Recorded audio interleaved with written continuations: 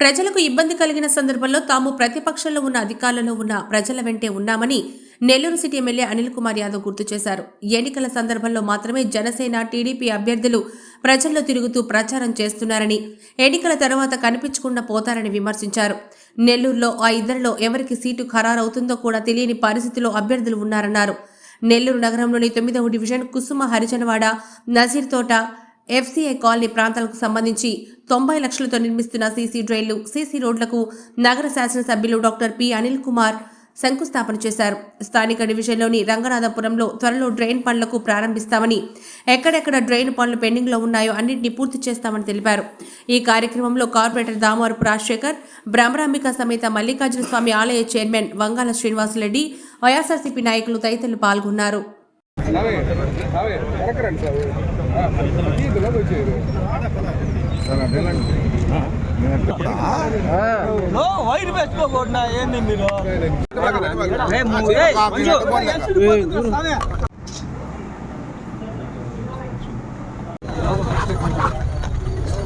ఇప్పుడు 90 లక్షలతో కుసుమర్చినవాడ,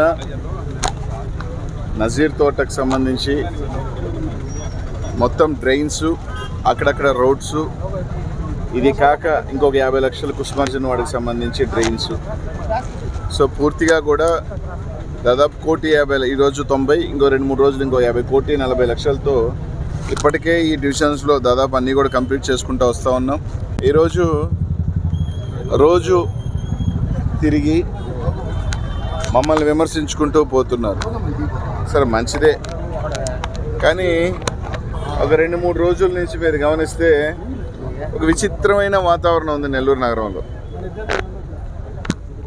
నారాయణ గారేమో ఆయన ఒక పక్క తిరుగుతాడు, ఇంకొక జనసేన అభ్యర్థి ఏమో కొన్ని దగ్గర తెలుగుదేశం వాళ్ళని వేసుకొని నేనే అభ్యర్థి అని తిరుగుతున్నాడు. ఇంతకీ ఎవరు స్వామి అభ్యర్థి? కూటమి, సరే మీరు చెప్పచ్చు, మా కూటమిలో ఎవరు పోటీ చేసినా అభ్యర్థి అని చెప్పచ్చు, తప్పులేదు. నారాయణ గారు పోటీ చేస్తారా, లేకపోతే మనుక్రాంతి రెడ్డి పోటీ చేస్తారా, మీ కూటమిలో సంబంధించి ఎవరైనా పోటీ చేసుకుంటే అభ్యంతరం లేదు. కానీ ఈ రోజుటికి కూడా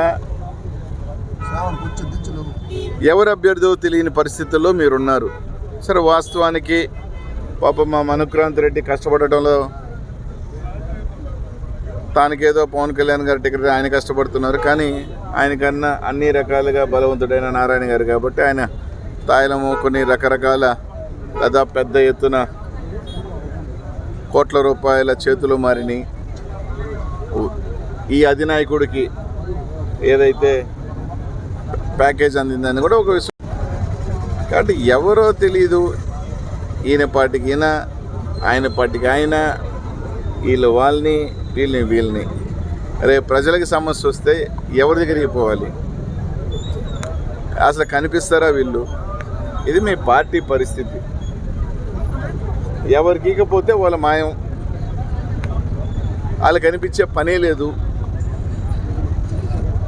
ఈయనకి ఇస్తే ఆయన కనిపించడు, ఇంకా మళ్ళీ బ్యాక్ టు అమెరికా.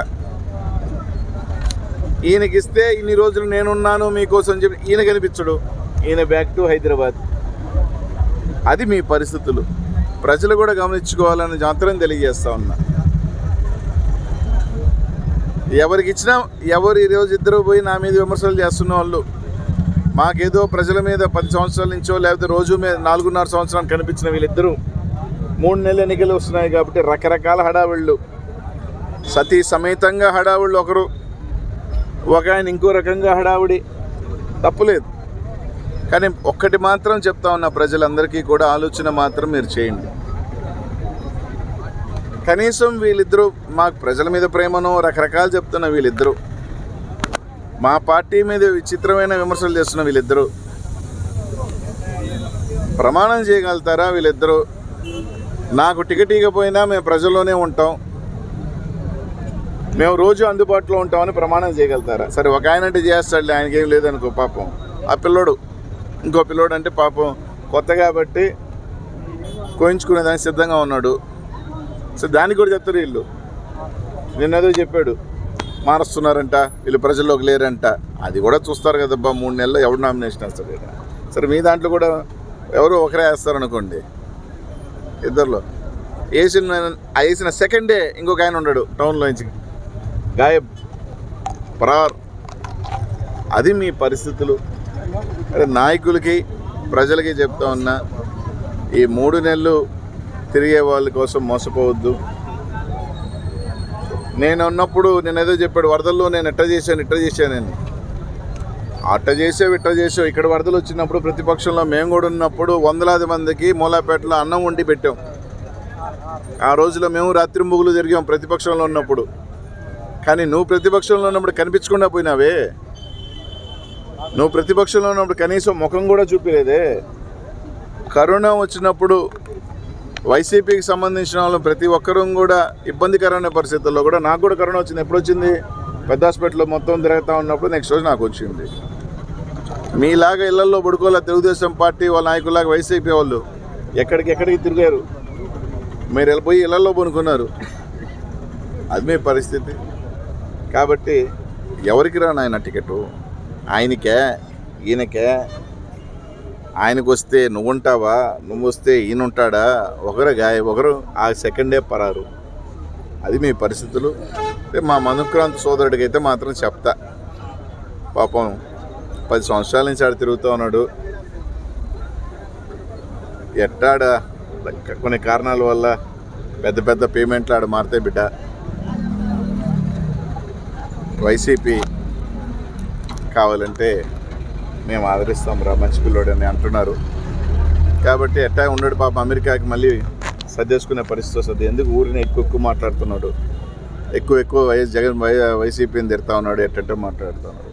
నీకు లేదు, నువ్వు బ్యాక్. అది పరిస్థితులు. కాబట్టి విమర్శలు. మరెన్నో వీడియోల కోసం మా ఛానల్ ని సబ్స్క్రైబ్ చేసుకుని పక్కనే ఉన్న బెల్ ఐకాన్ ని క్లిక్ చేసి యాక్టివేట్ చేసుకోండి.